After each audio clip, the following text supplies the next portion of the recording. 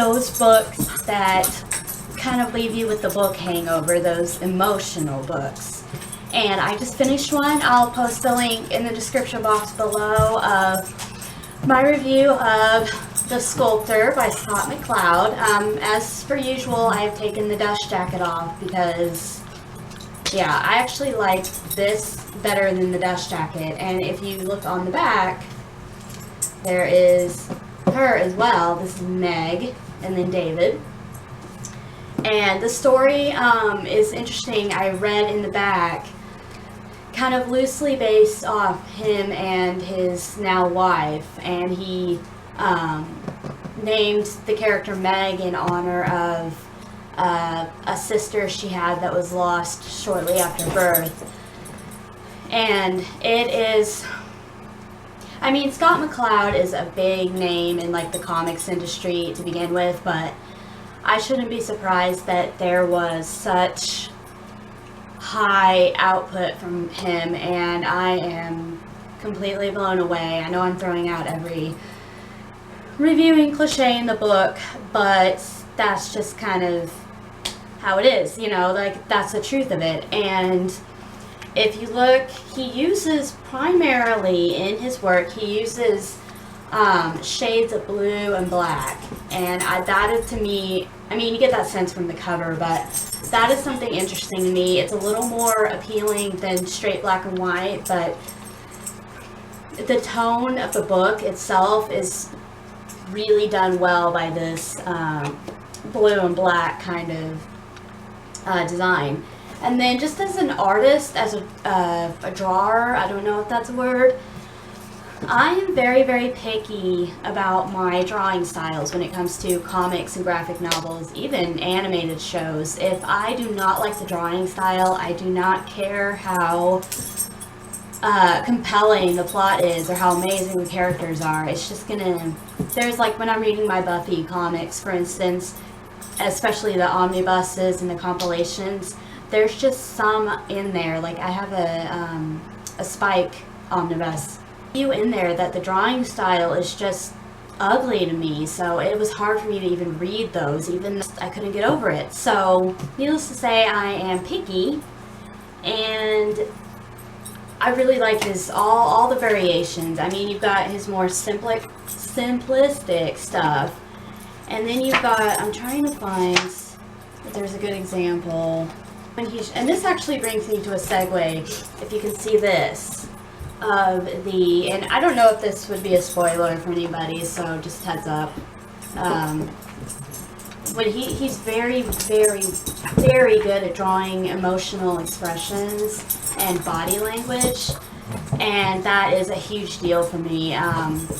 With my personality, I'm very much into like emotion and relationships and human experience and that kind of thing, if you're really empathic and empathetic. And so this, you know, I just really like his drawing style.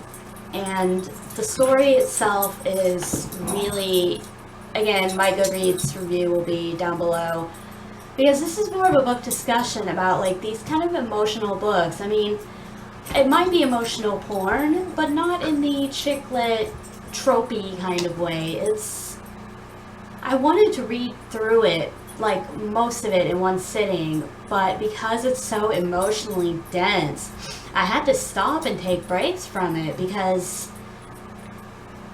of my empathetic nature. I don't know how other people experience these emotional kind of books, but we'll look at this side now. I frequently have to stop and kind of push the emotion away long enough to then come back to the book. Because, so I'm really curious, everybody, how do you read these kind of books? Or do you at all? Or do you avoid them? Or do you primarily read them? And then do you have to take breaks? I mean, does it make any difference if there is, if it's a visual medium, or is it, is it harder or easier for you to read emotional graphic novels versus, you know, print novels or audiobooks? Like, I'm really curious everybody's experiences with these kind of emotional books, because I'm really glad I didn't finish it last night. it was 1 a.m. I decided I probably ought to go to sleep. And I finished it just literally probably about 30 minutes ago or less. I typed up my Goodreads review, and now I'm filming this. And it's one of those things where you just want to sit there like, you know, and just kind of process it. So I'm really curious, you guys. Has anybody else read this, first of all? Because send me a message, we'll definitely fangirl. Secondly, how do you read these kind of books? I'm just really curious anybody else's thoughts.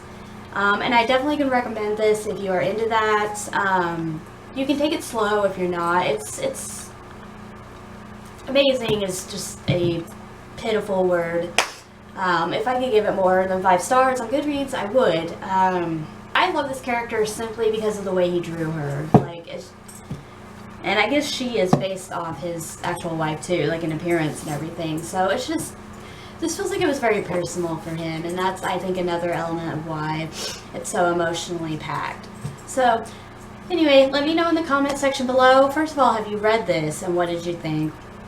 And then secondly, tell me about your experiences with reading these kind of emotional books and how you deal with it and how you get over that massive book hangover that's left. I guarantee you I will be processing this book for a few days. So that is all for now. I will talk to you guys later. Bye.